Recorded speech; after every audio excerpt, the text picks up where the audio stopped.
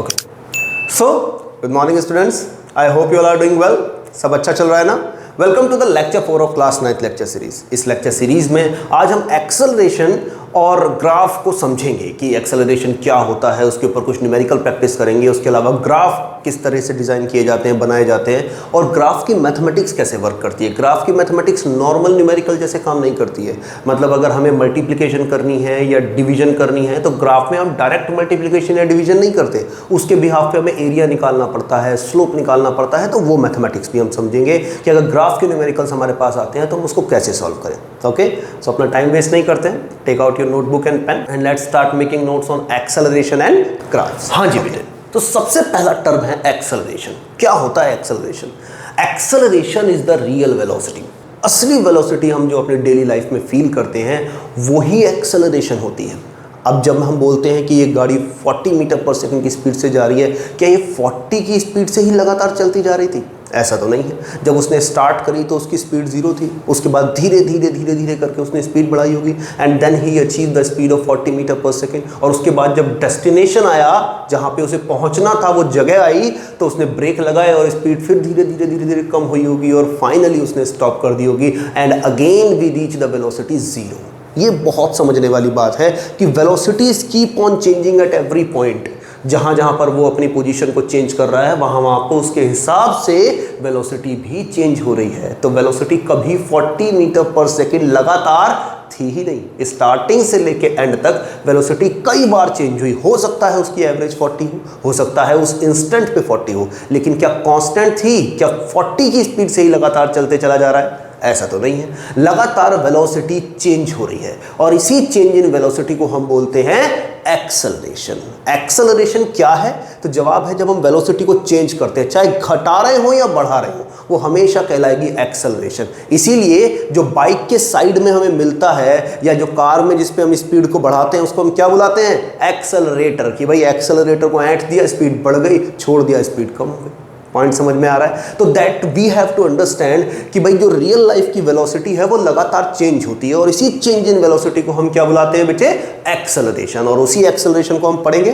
तो सबसे पहले let's write the definition of acceleration. क्या होती है बेटे एक्सेलरेशन?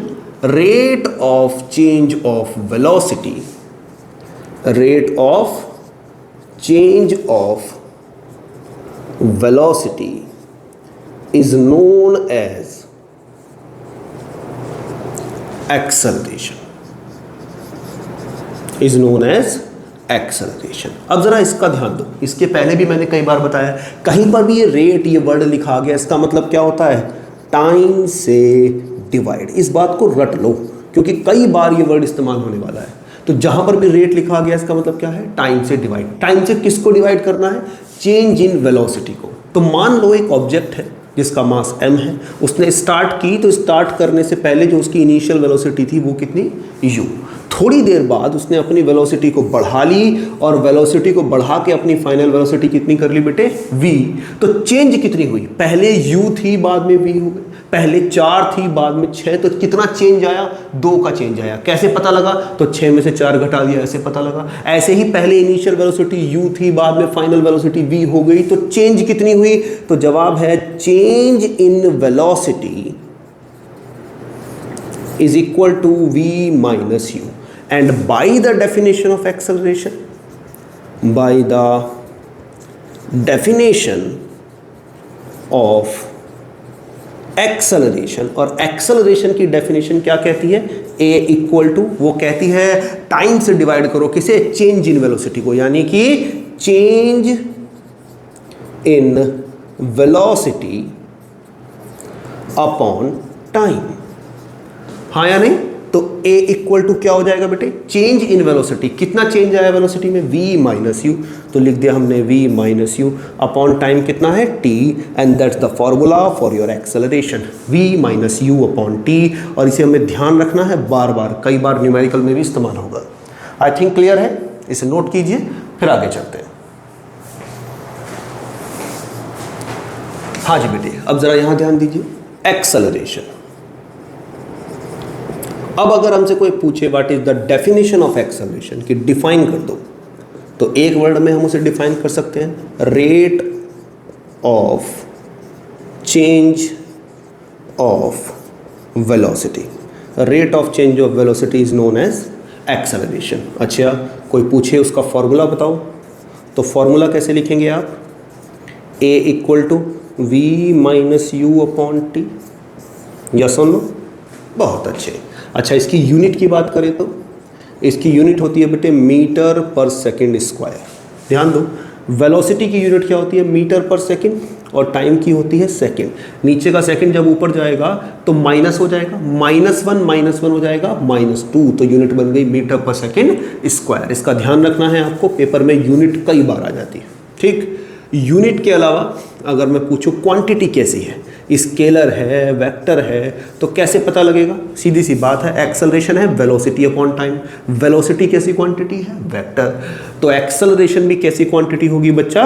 वेक्टर। इसका मतलब इसके पास मैग्नीट्यूड भी है और डायरेक्शन भी है। ओके, चलिए आगे चलते हैं। तो क्वांटिटी हमारी क्लियर हो गई। क्वांटिटी के बाद में आते हैं बेटे type of acceleration. Type of acceleration. अब एक्सेलरेशन के बारे में हम इतना तो जानते हैं कि भाई वेलोसिटी जब भी चेंज होगी तो उसे हम एक्सेलरेशन बोलेंगे, लेकिन वेलोसिटी घट भी सकती है, वेलोसिटी बढ़ भी सकती है। उसी बिहाफ पे एक्सेलरेशन को दो अलग अलग कैटेगरी में डिवाइड किया गया। एक, जब हम वेलोसिटी को बढ़ा रहे हो, कार की स्पीड को लगातार इंक्रीज कर रहे हो, तो वो वाली एक्सेलरेशन कहलाती है पॉजिटिव एक्सेलरेशन, क्योंकि वेलोसिटी लगातार बढ़ रही है। जब हम डेस्टिनेशन पे पहुंचने वाले हैं तो हम वेलोसिटी को क्या करेंगे? घटाएंगे, ब्रेक लगाएंगे, स्पीड को कम करेंगे लगातार। और जो वेलोसिटी लगातार डिक्रीज हो रही है, जब इंक्रीज हो रही है तो पॉजिटिव एक्सेलरेशन, और जब डिक्रीज हो रही है तो नेगेटिव एक्सेलरेशन। बिल्कुल सही। तो टाइप ऑफ एक्सेलरेशन में दो तरह की कैटेगरी आती है। एक आती है बेटे पॉजिटिव एक्सेलरेशन, और जिसे हम जनरल लैंग्वेज में एक्सेलरेशन बोल के छोड़ देते हैं, और दूसरी आती है बच्चा नेगेटिव एक्सेलरेशन। नेगेटिव एक्सेलरेशन जिसका दूसरा नाम है रिटार्डेशन। ओके, एक एक्सेलरेशन और है जिसे हम बोलते हैं acceleration due to gravity, g. Generally ये टाइप ऑफ एक्सेलरेशन में टीचर्स लिखवा देते हैं, लेकिन ऐसा नहीं है। वो क्या होता है, जब कोई चीज़ ऊपर से नीचे छोड़ देते हैं तो हम जानते हैं कि अर्थ अट्रैक्टिव फोर्स लगाती है जिसे हम ग्रेविटेशनल फोर्स बोलते हैं। तो जितना जोर से जितना ऊपर से नीचे आएगा वो उतना स्पीड के साथ नीचे आता चला जाएगा। और जब हम किसी चीज़ को नीचे से ऊपर फेंकते हैं तो क्योंकि ग्रेविटी के अपोजिट डायरेक्शन में जा रहा है और अर्थ उसे नीचे की तरफ खींच रहे हैं, हम उसे ऊपर की तरफ फेंक रहे हैं, तो क्या होगा? उसकी स्पीड लगातार कम होती चली जाएगी। स्पीड कम हो रही है तो जो एक्सेलरेशन ड्यू टू ग्रेविटी है उसकी वैल्यू भी चेंज हो रही है, वो कम हो रही है ना, इसलिए नेगेटिव एक्सेलरेशन -g से रिप्रेजेंट करते हैं। वहीं जब किसी चीज़ को ऊपर से नीचे छोड़ते हैं तो अर्थ उसे अपनी तरफ अट्रैक्ट कर रही है ना, तो जितना अर्थ के पास आता चला जाएगा उतनी वेलोसिटी बढ़ती चली जाएगी, तो हम उसको positive acceleration due to gravity बोलते हैं, यानी +g। उसका भी इस्तेमाल करेंगे, लेकिन वो टाइप ऑफ एक्सेलरेशन में नहीं आएगा। इन्हीं दो टाइप के अंदर वो काउंट होता है। हाँ, इतना ज़रूर है कि उसको 9.8 मीटर पर सेकेंड स्क्वायर के रिप्रेजेंटेशन से हम करते हैं, but that need to be noted कि है वो इन दो टाइप के एक्सेलरेशन में, positive acceleration and negative acceleration. हाँ, क्योंकि उसकी वैल्यू फिक्स है 9.8 मीटर पर सेकेंड स्क्वायर या 10, तो हम उसको एक्सेलरेशन ड्यू टू ग्रेविटी एक कांस्टेंट नंबर से रिप्रेजेंट करते हैं या एक कांस्टेंट सिंबल स्मॉल g से रिप्रेजेंट करते हैं।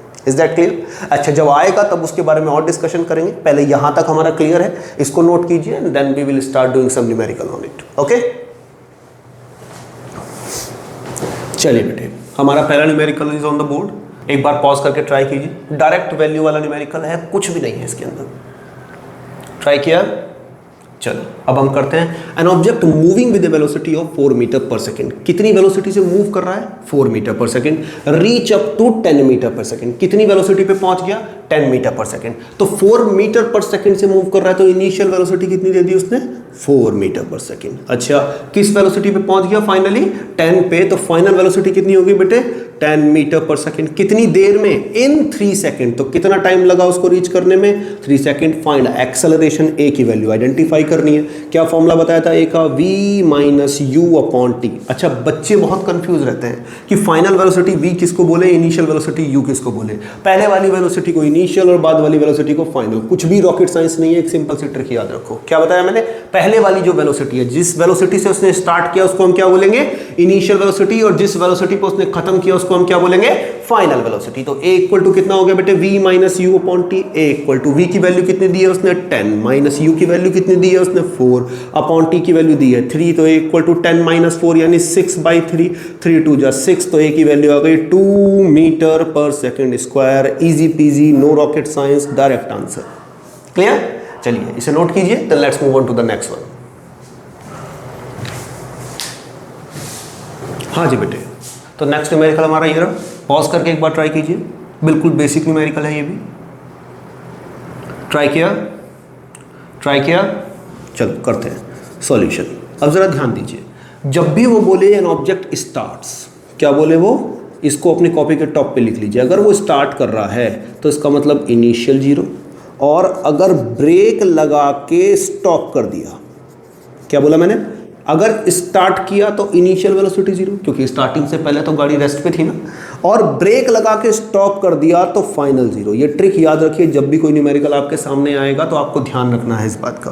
क्या बताया मैंने, अगर कोई भी ऑब्जेक्ट स्टार्ट करता है तो इनिशियल 0, और ब्रेक लगा के स्टॉप करता है तो फाइनल 0। इस केस में क्या हो रहा है, एन ऑब्जेक्ट स्टार्ट किया है तो इनिशियल वेलोसिटी कितनी हो गई, 0। Achieve a velocity of 72 kilometre पर आवर, वेलोसिटी दे दी उसने 72 किलोमीटर पर आवर। हम जानते हैं कि वेलोसिटी की ऐसा यूनिट होती है मीटर पर सेकंड, तो किलोमीटर पर आवर को किस में कन्वर्ट करना पड़ेगा, मीटर पर सेकंड में, और किलोमीटर पर आवर को मीटर पर सेकंड में कन्वर्ट करने के लिए किससे मल्टीप्लाई करते हैं, 5/18, तो ये हो गया 18 चौक 72, 4 पंजे 20, तो वेलोसिटी हो गई बेटे 20 मीटर पर सेकंड। इजी।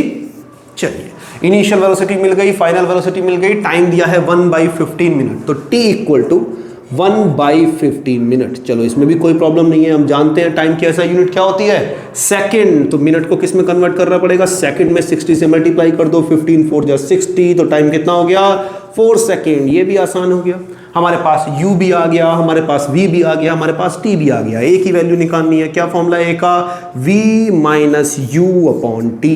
v की वैल्यू कितनी है हमारे पास 20, माइनस u की वैल्यू है 0, अपॉन t की वैल्यू है 4। आंसर आया 20/4, 4 5 जा 20, आंसर आया 5 मीटर पर second square. That's the answer of your question. Easy. चलिए इसे नोट कीजिए, फिर आगे चलते हैं। हाँ जी बेटे, तो नेक्स्ट न्यूमेरिकल हमारा है, जरा एक बार पॉज करके ट्राई कीजिए। ये भी डायरेक्ट न्यूमेरिकल है, कुछ नहीं करना है, बस वैल्यू रखनी है, आंसर निकालना है। ट्राई किया, चलिए कैसे करना है इस क्वेश्चन को। A car moving with a velocity of 90 kilometre पर आवर, कितनी स्पीड से चल रही है, 90 से चल रही है। स्पीड स्टार्टिंग में ही दे दी उसने 90 किलोमीटर पर आवर। अच्छा, u इक्वल टू 90 किलोमीटर पर आवर को मीटर पर सेकंड में कन्वर्ट करना पड़ेगा बाई मल्टीप्लाई विथ 5/18। चलिए तो इसको मीटर पर सेकंड में हमने कन्वर्ट कर लिया, 18 पंजे 90, 5 पंजे 25, तो u की वैल्यू होगी 25 मीटर पर सेकंड। ठीक। Suddenly applied brake to stop, मैंने बताया था जहां अप्लाइड ब्रेक टू स्टॉप लिखा मिल जाए वहां फाइनल वेलोसिटी कितनी हो जाएगी, 0। Calculate the retardation, negative acceleration निकाल रहा है। Okay, if the car take 10 second to stop, कितनी देर लगी कार को, 10 सेकेंड लगी रुकने में। ठीक। अच्छा, रिटार्डेशन पूछ रहा है, रिटार्डेशन क्या कुछ अलग तरीके से निकलेगा, तो जवाब है नहीं। एक्सेलरेशन दो तरह की होती है, एक पॉजिटिव और एक नेगेटिव एक्सेलरेशन। अगर आंसर पॉजिटिव आ रहा है तो वो एक्सेलरेशन है, और नेगेटिव आ गया तो वो ऑटोमेटिकली किस में कन्वर्ट हो गया, रिटार्डेशन में। तो अलग आंसर नहीं निकालना है, बस एक्सेलरेशन ही निकालना है। अगर उसने रिटार्डेशन पूछ लिया है, इसका मतलब आंसर एक्सेलरेशन का किस में आएगा, माइनस में, नेगेटिव आंसर आएगा। तो a की वैल्यू कैसे निकलेगी, a equal to v minus you upon t. v की वैल्यू है 0, u की वैल्यू है 25 अपॉन t की वैल्यू कितनी है हमारी 10, तो 0 माइनस 25 आया, माइनस 25/10 आ गया ना माइनस साइन, और ये आंसर आया माइनस के 2.5 मीटर पर सेकंड स्क्वायर, और यही है आपकी रिटार्डेशन। इजी क्वेश्चन, ठीक है। चलिए इसे नोट कीजिए, फिर आगे चलते हैं।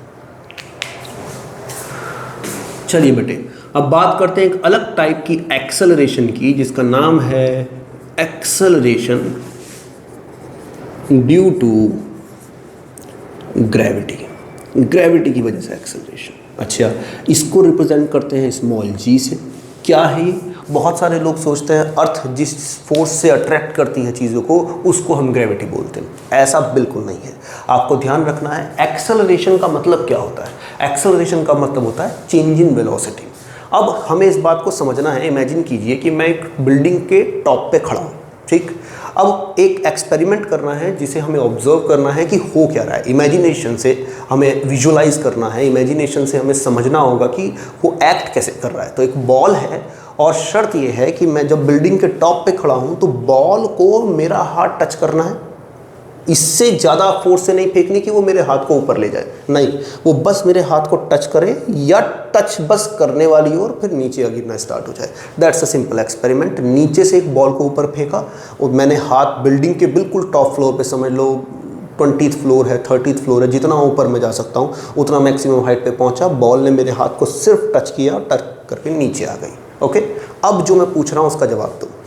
जब नीचे से ऊपर बॉल को फेंका तो जब वो हाथ को टच करने वाली है, मतलब वो जब अपनी मैक्सिमम हाइट पे पहुंच गई, मैंने कहा ना टच करने से ऊपर तो जा नहीं सकती, तो that is the maximum height it can reach. तो जैसे जैसे वो नीचे से ऊपर आ रही है, वेलोसिटी घट रही है या बढ़ रही है? सोच के जवाब दो। वो नीचे से ऊपर आ रही है, आ रही है, आ रही है, आ रही है, स्लो होती चली गई, स्लो होती चली गई, हाथ को सिर्फ टच किया और फिर ऊपर से नीचे गिरना स्टार्ट हो गई। तो जब वो नीचे से ऊपर आ रही है तो उसकी वेलोसिटी लगातार क्या होती जा रही है? डिक्रीज होती चली जा रही है। पॉइंट समझ में आ रहा है? वो वेलोसिटी लगातार घटती चली जा रही है और मैक्सिमम हाइट पे पहुंचने पर, जो वो बिल्कुल मैक्सिमम हाइट पे पहुंच जाएगी, अपनी मैक्सिमम हाइट रीच कर लेगी, तो वेलोसिटी लगभग 0 हो जाएगी और फिर ऊपर से नीचे गिरना स्टार्ट करेगी। और जब वो नीचे चलती चली जाएगी तो वेलोसिटी लगातार बढ़ती चली जाएगी, गिरती जाएगी, जितना ज़्यादा अर्थ के पास पहुँचती चली जाएगी वेलोसिटी लगातार बढ़ती जाएगी। यही चेंज इन वेलोसिटी, जो ये वेलोसिटी में चेंज आ रहा है, इसी को बोलते हैं एक्सेलरेशन ड्यू टू ग्रेविटी। जब कोई चीज़ नीचे से ऊपर आ रही है तो जिस रेट से उसकी वेलोसिटी डिक्रीज हो रही है वो रेट है 9.8 मीटर पर second square, that is called acceleration due to gravity. समझ में आ रही है? और जब कोई ऑब्जेक्ट ऊपर से नीचे गिर रहा है तो उसी रेट से उसकी वेलोसिटी बढ़ भी रही है। समझ में आ रही है? एक्सेलरेशन का मतलब क्या होता है? वेलोसिटी का बढ़ना और घटना। तो जब कोई नीचे से ऊपर आ रहा है तो वेलोसिटी लगातार घट रही है ना। किस रेट से घट रही है? 9.8 मीटर पर सेकंड स्क्वायर के रेट से उसकी वेलोसिटी लगातार कम होती जा रही है। और बिल्कुल जब बिल्कुल मैक्सिमम हाइट पे पहुंच जाएगा तो वेलोसिटी कितनी हो जाएगी? 0, एग्जैक्टली 0। समझ में आ गई बात? उसके बाद जैसे ही वो ऊपर से नीचे गिरना स्टार्ट होगा उसकी वेलोसिटी लगातार बढ़ती जाएगी। किस रेट से? 9.8 मीटर पर सेकंड स्क्वायर के रेट से उसकी वेलोसिटी लगातार बढ़ती जाएगी और उसी रेट को हम क्या बोलते हैं? Acceleration due to gravity. Point समझ में आ रहा है? इसी कंडीशन को बोलते हैं फ्री फॉल। जब कोई चीज ऊपर से नीचे गिर रही है तो हम उसको क्या बोलेंगे? Free fall. कि भैया अर्थ उस चीज को अपनी तरफ अट्रैक्ट कर रही है, लगातार उसको खींचती चली जा रही है, जितना वो अर्थ के पास जा रहा है उतनी उसकी वेलोसिटी बढ़ती जा रही है, लेकिन जो वेलोसिटी बढ़ रही है वो एक फिक्स रेट से बढ़ रही है और वो रेट कितना है? दैट इज 9.8 मीटर पर second square, that is called small g, that is called acceleration due to gravity. Gravity कोई फोर्स नहीं है, वो एक एक्सेलरेशन है। किस स्पीड से किसी चीज की स्पीड किस रेट से किसी चीज की स्पीड लगातार बढ़ती जा रही है या घटती जा रही है, दैट इज एक्सेलरेशन। एक्सेलरेशन है, फोर्स नहीं। फोर्स अलग है, एक्सेलरेशन अलग है। दोनों को एक ही बकेट में रख के काउंट नहीं करना है। These are two different things. Force of gravitation is different thing, gravity is different thing. Gravity जब हम बोलते हैं तो स्मॉल जी की बात करते हैं, स्पीड की बात करते हैं, वेलोसिटी के लगातार चेंज होने की बात करते हैं। वेलोसिटी बढ़ रही है तो जी की वैल्यू को हम प्लस जी बोलेंगे, यानी प्लस 9.8 मीटर पर सेकेंड स्क्वायर, क्योंकि एक्सेलरेशन बढ़ रही है। और वेलोसिटी घट रही है तो उसको माइनस जी बोलेंगे, यानी माइनस 9.8 मीटर पर सेकेंड स्क्वायर, क्योंकि वेलोसिटी घट रही है। फोर्स से कोई लेना देना नहीं है इसका। पॉइंट समझ में आ रहा है? लाइन समझ में आ रही है? एक्सेलरेशन ड्यू टू ग्रेविटी का एक्चुअल मीनिंग समझ में आया? तो वो फोर्स नहीं है जिस फोर्स से अर्थ अपनी तरफ किसी चीज को खींचती है, नहीं। जिस फोर्स से वो अपनी तरफ खींच रही है, जब वो खींच रहा है तो जो उसकी वेलोसिटी चेंज हो रही है वो एक्सेलरेशन है। समझ में आया? और हमारे सिलेबस में दोनों ही थे अनटिल अनलेस क्लास 9th की नई जो बुक आई है एक्सप्लोरेशन, उसके अंदर ग्रेविटेशन चैप्टर हट गया, वरना उसके अंदर आप फोर्स भी पढ़ते और ग्रेविटी भी पढ़ते, दोनों में फर्क भी समझ में आ जाता। Is that clear? खैर, यहां तक हमारी समझ में आ गया होगा एक्सेलरेशन किस तरह से वर्क करती है। अच्छा, अब अगर मैं किसी चीज को ऊपर से नीचे छोड़ता हूं तो उसको बोलते हैं बेटे फ्री फॉल। फ्री फॉल और वर्टिकली डाउनवर्ड, वर्टिकली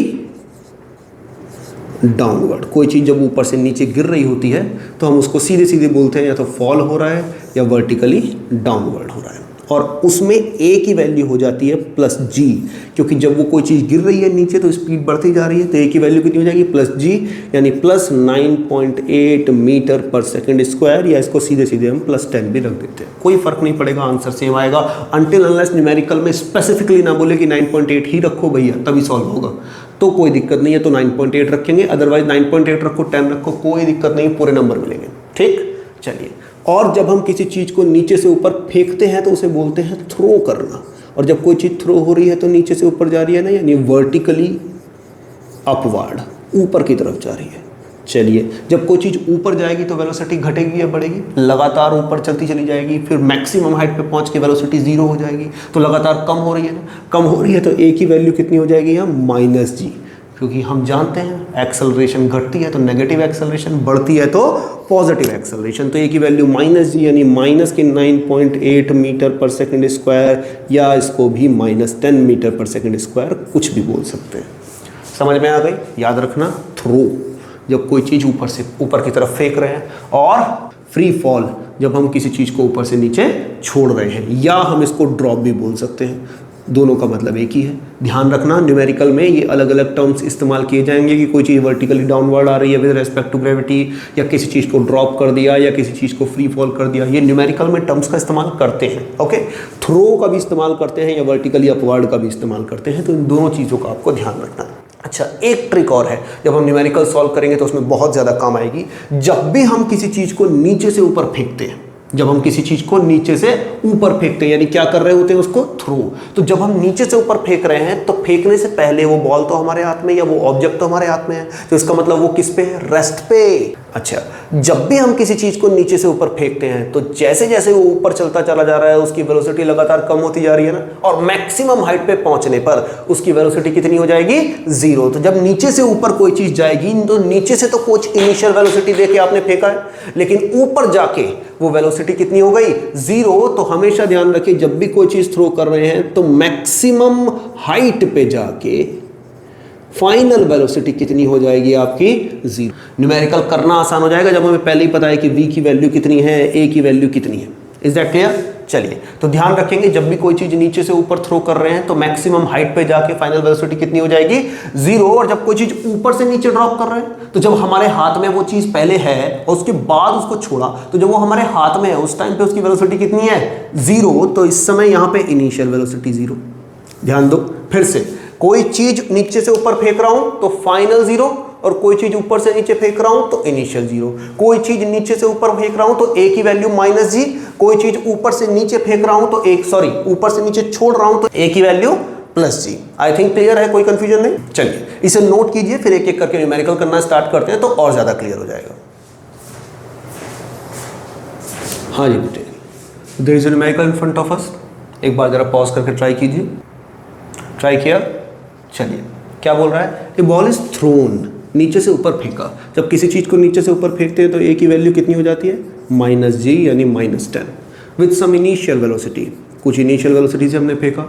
हम जानते हैं जब किसी चीज़ को फेंकते हैं तो मैक्सिमम हाइट पे जाके फाइनल वेलोसिटी कितनी हो जाती है, 0। कितनी देर में हुई, t इक्वल टू 10 सेकेंड में। Find the velocity with which it is throne, वो उस वेलोसिटी का बताइए जिससे इसको फेंका गया, यानी u की वैल्यू पूछ रहा है। हम जानते हैं a इक्वल टू क्या होता है बेटे, v minus you upon t. a की वैल्यू कितनी है, माइनस 10, तो रख दिया माइनस 10 इक्वल टू v की वैल्यू है 0, माइनस u की निकालनी है, t की वैल्यू कितनी है 10 सेकेंड, तो लिख दिया 10। तो माइनस के 10 इक्वल टू 0 माइनस यू यानी माइनस यू अपॉन 10। माइनस से माइनस कट गया, 10 को इधर ले जाओ, 10 की 10 से मल्टीप्लाई करोगे कितना हो जाएगा, 100। तो u इक्वल टू कितना हो गया, 100, यानी u इक्वल टू 100 मीटर पर सेकेंड। ठीक है, इजी क्वेश्चन था, कुछ नहीं था इसके अंदर, तो बस वैल्यू रखो। छोटी मोटी पॉइंट्स को आपको ध्यान रखना है, जैसे किसी चीज़ को नीचे से ऊपर फेंकते हैं तो a की वैल्यू क्या होगी, u या v की वैल्यू क्या होगी। कोई चीज़ ऊपर से नीचे ड्रॉप होती है तब क्या वैल्यू चेंज होगी। ठीक, तो पहले इसे करते हैं। अभी और भी बहुत से न्यूमेरिकल हम प्रैक्टिस करेंगे, लेकिन पहले एक बार ग्राफ को रीड कर लेते हैं, फिर उसके न्यूमेरिकल्स को हम कवर करते हैं, then we will go on to the complete numerical series. Okay, चलिए इसे नोट कीजिए, फिर आगे चलते हैं। हाँ जी बेटे, सबसे इंपॉर्टेंट चीज़ या सबसे कॉम्प्लिकेटेड जो बच्चों को लगती है या जिससे टीचर डराते हैं वो क्या है, ग्राफ से बड़ा कंफ्यूज करते हैं टीचर कि किस तरीके से ग्राफ सॉल्व करोगे, आपको ग्राफ ड्रॉ करना नहीं आता, इस पे नंबर कट जाएंगे वगैरह वगैरह। आज हम मेक श्योर करेंगे कि ग्राफ का हर एक क्वेश्चन आप बिना किसी झिझक के कर सको, बिना किसी प्रॉब्लम के कर सको। दो चीज़ें आपको ध्यान रखनी है ग्राफ के अंदर। एक तो ग्राफ में जो भी चीज़ ये हमें दी हुई होती है, मान लो यहाँ टाइम दे दिया, ये वेलोसिटी दे दिया, भले से ही हम इसको मानेंगे टाइम ही, ठीक रहेगा हमारे लिए टाइम ही, लेकिन I will treat it like a distance, मतलब यहां से ये डिस्टेंस की तरह ट्रीट किया जाएगा। है क्या ये टाइम, ट्रीट किस तरह कर रहा है, डिस्टेंस की तरह। ऐसे ही मान लो यहाँ वेलोसिटी दे दी, तो जो वेलोसिटी दी है ये वेलोसिटी यहाँ 1 मीटर पर सेकंड या 2 मीटर पर सेकंड या 3 या 4 मीटर पर सेकंड, कोई दिक्कत नहीं है, रहेगी तो वेलोसिटी, लेकिन हम इसको ट्रीट कैसे करेंगे, लाइक ए डिस्टेंस। जैसे कोई डिस्टेंस हमें दे दिया, यहाँ से यहाँ तक का डिस्टेंस 3, यहाँ से यहाँ तक का डिस्टेंस 4, इसको हम ट्रीट करेंगे लाइक ए डिस्टेंस, और ये कहलाते हैं आपके एक्सिस। ये क्या कहलाते हैं आपके एक्सिस। तो कोई पूछ ले ये क्या है, तो जवाब है ये है वेलोसिटी एक्सिस।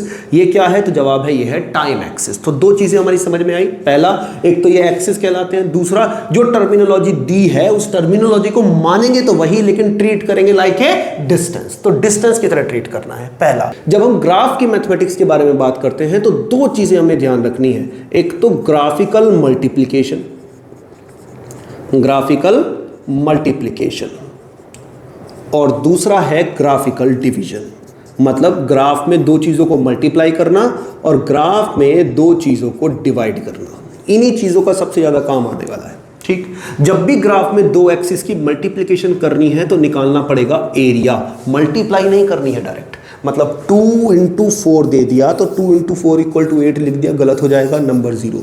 2 × 4 हो भी सकता है, नहीं भी हो सकता। हमें हमेशा किस बात पे फोकस करना है, क्या निकालना है हमें, एरिया। एवरी टाइम जब भी वो बोले कि भैया दो एक्सिस की मल्टीप्लाई हमें करनी पड़ेगी, मल्टीप्लिकेशन का नंबर जब भी आया तो क्या निकाल दो, हमेशा एरिया। एरिया के पीछे पड़ जाओ निकालने के लिए। बात समझ में आ रही है। वहीं अगर ग्राफ में दो एक्सिस की डिवीजन करनी पड़ जाए, क्या करनी पड़ जाए, डिवीजन करनी पड़ जाए, तो इसका मतलब है हम निकाल रहे हैं स्लोप, या इसका दूसरा नाम है रेशो।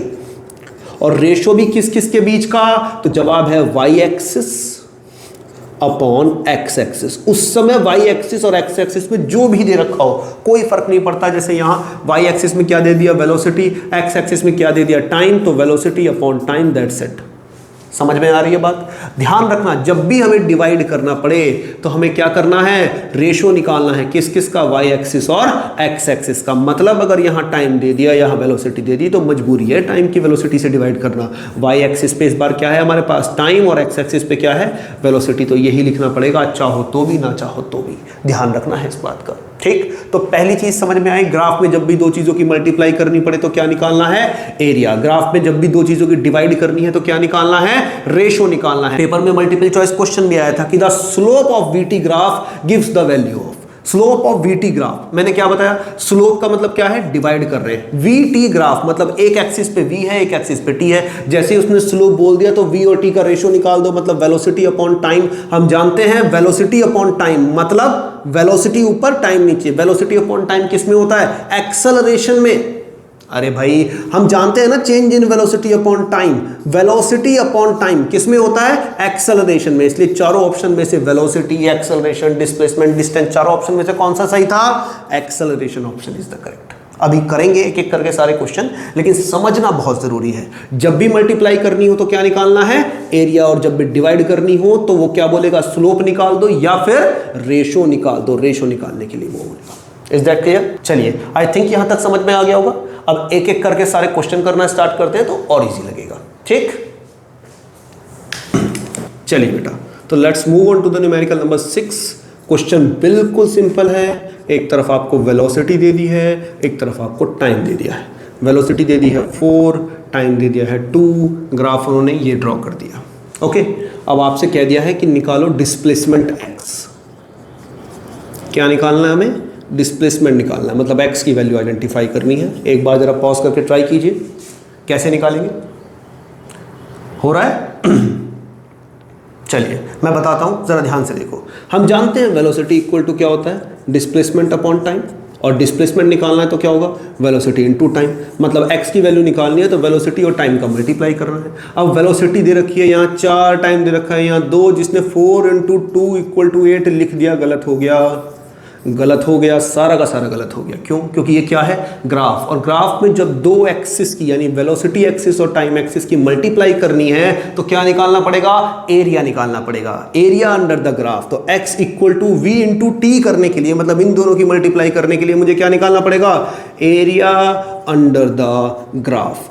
ग्राफ के नीचे का सारा एरिया, ग्राफिकल लाइन कौन सी है, ये रही, इसके नीचे का सारा ये वाला एरिया मुझे निकालना पड़ेगा। अब ये दिखने में कैसा लग रहा है, ट्रायंगल, और ट्रायंगल का एरिया क्या होता है, half into base into height. मैंने कहा था ना ये डिस्टेंस की तरह ट्रीट होगा, तो हाफ इंटू बेस ये रहा और हाइट ये रही। यहां से यहां तक का डिस्टेंस कितना है, 2, तो इंटू 2 इंटू हाइट कितनी है, 4, तो लिख दिया 4, तो 2 से 2 कट गया, एक्स की वैल्यू कितनी आ गई, 4 मीटर। तो दिखने में जिसका आंसर 8 है, एक्चुअल में कितना है, 4, और that is the correct answer. यहीं पे आपको नंबर मिलेंगे, यहां किसी ने टिक कर दिया तो नंबर 0।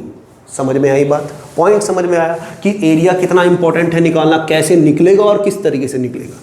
ठीक, और जरूरी नहीं कि हर बार ट्रायंगल ही बने, हो सकता है रेक्टेंगल बन जाए, हो सकता है स्क्वायर बन जाए, क्वेश्चन चेंज होते रहते हैं। आपको ध्यान रखना है बस कि करना क्या है, हर बार जब भी दो एक्सिस की मल्टीप्लाई करनी हो तो you always have to identify the value of area, area under the graph, area निकालना है। ठीक, चलिए इसे नोट कीजिए, फिर आगे चलते हैं। चलिए बेटे, दो क्वेश्चन हमारे पास, न्यूमेरिकल 7, न्यूमेरिकल 8। एक बार पॉज करके ट्राई कीजिए। दोनों में x की वैल्यू आइडेंटिफाई करनी है, और x की वैल्यू आइडेंटिफाई करनी है, एक तरफ वेलोसिटी दी है, एक तरफ टाइम दिया है। तो वेलोसिटी और टाइम से कैसे x निकलेगा, तो हम जानते हैं displacement equal to velocity into time, velocity और टाइम की मल्टीप्लाई करनी है। और ग्राफ में दो एक्सिस की मल्टीप्लाई करनी है तो क्या निकालना पड़ता है, एरिया अंडर द ग्राफ। कैसे निकलेगा, x इक्वल टू, सोचो सोचो सोचो, एरिया निकालना है। ग्राफ कहाँ है, ये रहा पूरा का पूरा ग्राफ, इसके नीचे का सारा एरिया, ये कैलकुलेट करना है। कैसे कैलकुलेट करेंगे, अब अगर मैं बुद्धिजीवी हूँ, सिंपल सा अगर अपना ब्रेन लगाऊं तो मुझे दिखेगा ये दो ट्रायंगल है, एक ये रहा और एक ये रहा। इन दोनों ट्रायंगल का इस वाले का एरिया A1 मान लूँ, इस वाले का एरिया A2 मान लूँ, तो पहले इतना हिस्सा सॉल्व कर लूँ, फिर इतना हिस्सा सॉल्व कर लूँ, दोनों का एरिया निकाल के जोड़ दूँ, आंसर आ जाएगा। तो x इक्वल टू मैं सीधा लिख दूँ A1 प्लस A2। A1 क्या है, राइट ट्रायंगल, फॉर्मूला लगा दो, हाफ इंटू बेस, यहाँ से यहाँ तक कितना है 2, तो लगा दिया 2 इंटू हाइट कितनी है 4, तो लगा दिया 4, प्लस A2, A2 कहाँ है, ये वाला ट्रायंगल, तो यहाँ भी लगा दो हाफ इंटू बेस, ये 2 है ये 4 है, तो ये कितना रह गया डिस्टेंस 2, तो यहाँ भी 2 इंटू हाइट, यहाँ भी कितनी है 4, तो 2 से 2 कट गया, यहाँ भी 2 से 2 कट गया, रह गया 4 प्लस 4, आंसर कितना आ गया 8। तो x की वैल्यू कितनी आ गई बेटे, 8 मीटर। सिंपल आंसर, कुछ भी नहीं था। ठीक, चलिए अब यहाँ निकालना है x की वैल्यू। यहाँ कैसे निकलेगी, सेम मेथड हमें दिख रहा है, यहाँ पर भी कुछ ट्राइंगल है, कुछ रेक्टेंगल या स्क्वायर है। फटाफट एक बार पॉज करके ट्राई कीजिए, फिर करते हैं। ट्राई किया, चलो कैसे निकालनी है x की वैल्यू, x इक्वल टू फिर से वेलोसिटी और टाइम एक्सिस की मल्टीप्लाई करनी है, और मल्टीप्लाई करनी है तो फिर से वही area under the graph, area under the graph. Graph कहाँ है, ये रहा पूरा का पूरा ग्राफ। तो इस पूरे के अंडर का सारा एरिया मुझे कैलकुलेट करना है। दो तरीके से कर सकता हूँ, पहले इसको अलग ट्रायंगल, इसको रेक्टेंगल और इसको ट्रायंगल, तीनों का अलग अलग एरिया निकाल लूँ। तो इस वाले को बोल दो A1, इसको बोल दो A2 और इसको बोल दो A3। तो A1 plus A2 plus A3, तीनों का एरिया निकाल के जोड़ दो, पूरे का एरिया निकल जाएगा। चलो A1 निकलेगा, A1 क्या है हमारे पास, राइट ट्रायंगल, तो कैसे निकलेगा, half into base into height. तो हाफ इंटू बेस कितना है 2 इंटू हाइट कितनी है 6। चलो प्लस A2 की वैल्यू निकालनी है, ये रहा A2, ये क्या है रेक्टेंगल, 2 से 3, तो ये वाला डिस्टेंस कितना हुआ 1, और ये वाला डिस्टेंस कितना है 6।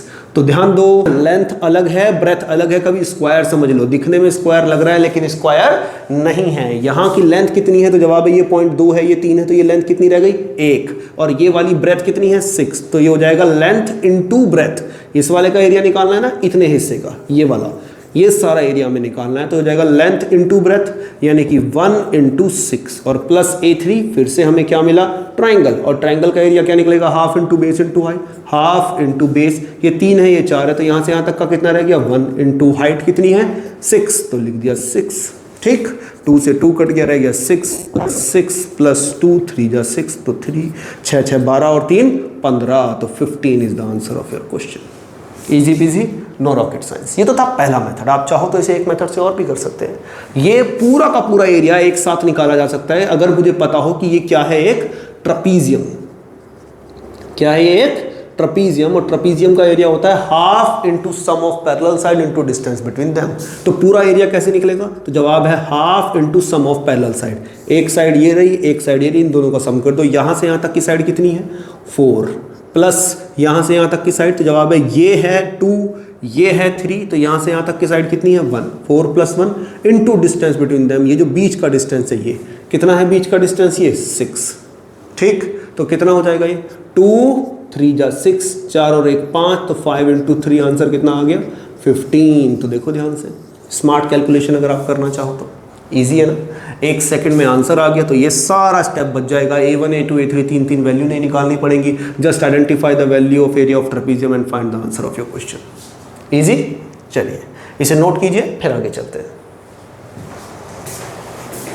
चलिए, तो आई थिंक ग्राफ के क्वेश्चन क्लियर हुए, कोई कंफ्यूजन नहीं। अगर तब भी कोई कंफ्यूजन रह गई है, you are most welcome in the comment section. Comment में बिलो की प्रॉब्लम कहाँ आ रही है, कहाँ दिक्कत आ रही है, कहाँ प्रॉब्लम फेस कर रहे हो, या न्यूमेरिकल के किस फेज में ज़्यादा प्रॉब्लम आ रही है, तो अगली वीडियो में मैं उसे कवर करूँगा। इस बात का ध्यान रखूँगा। आई विल मेक श्योर कि आपकी जितने भी डाउट्स हैं, जितनी भी प्रॉब्लम्स हैं, वो सारी सॉल्व हो जाए। यूट्यूब चैनल हमारा बड़ा तो है नहीं कि इतने सारे कमेंट आ रहे हैं कि मैं पढ़ नहीं पा रहा। तो जितने भी हो आप कमेंट करोगे तो I will try to answer your question easily। I can answer your all doubts and problems, so make sure कि जो भी आप पढ़ रहे हो वो अच्छे से समझ में आए, कोई डाउट ना रहे। जब भी आप न्यूमेरिकल निकालो या किसी भी रेफरेंस बुक से आप कोई प्रैक्टिस करो तो कोई प्रॉब्लम नहीं आनी चाहिए। ओके, चलिए, तो अभी तक तो हमने ग्राफ के ऊपर न्यूमेरिकल प्रैक्टिस की है। इसके अलावा अलग से डेडिकेटेड ग्राफ बनाने के लिए भी आते हैं कि वीटी ग्राफ बनाइए वेलोसिटी के लिए, या एक्सेलरेशन के लिए बना के दिखाइए, या यूनिफॉर्म एक्सेलरेशन के लिए बना के दिखाइए, या स्टेशनरी ऑब्जेक्ट के लिए ग्राफ बना के दिखाइए।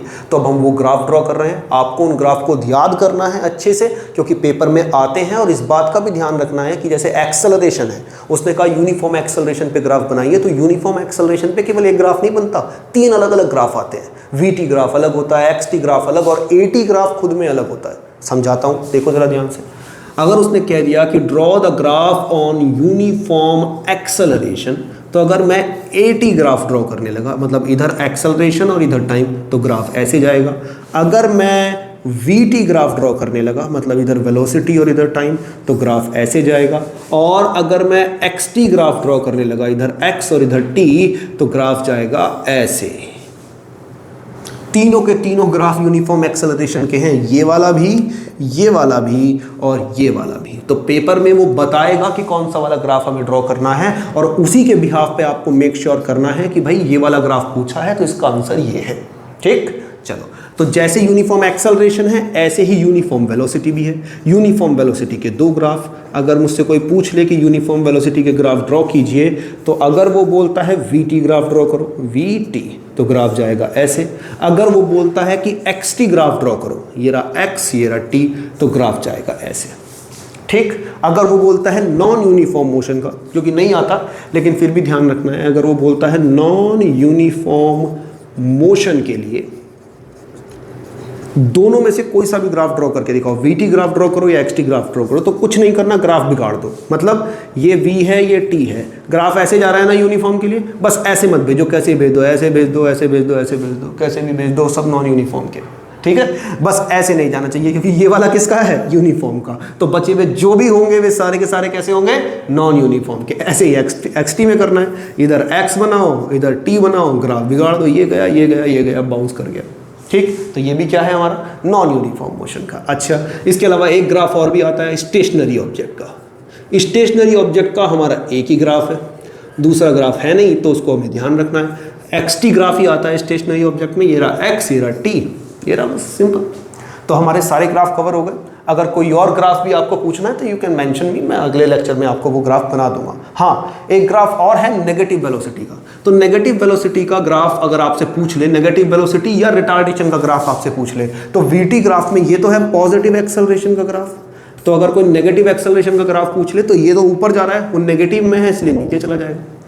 ठीक, तो ईजी है, इसको लिख देते हैं नेगेटिव एक्सेलरेशन।